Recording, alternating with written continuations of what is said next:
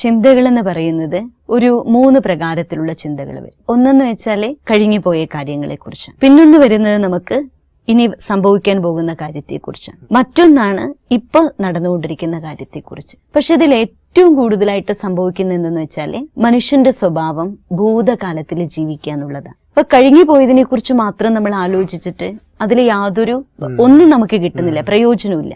ഇനി സംഭവിക്കാൻ പോകുന്ന കാര്യങ്ങൾ എന്ന് പറയുമ്പോൾ അത് നാളെ നടക്കാനുള്ളത്, അതെങ്ങനെയായാലും നടന്നോളൂ. നമ്മൾ പറയില്ലേ, വിധിയിലുണ്ടെങ്കിൽ സംഭവിക്കാനുള്ള കാര്യങ്ങൾ സംഭവിക്കുക തന്നെ ചെയ്യും. പിന്നെ മറ്റൊന്നാണ് നടക്കാൻ പോകുന്ന കാര്യങ്ങൾ. അപ്പൊ നമ്മൾ എപ്പോഴും ജീവിക്കേണ്ടത് പ്രസന്റ് ടൈമിലായിരിക്കും. ഭൂതകാലം അത് കഴിഞ്ഞു പോയതാണ്, അതിനെക്കുറിച്ച് ചിന്തിച്ചിട്ട് ഒരു പ്രയോജനമില്ല.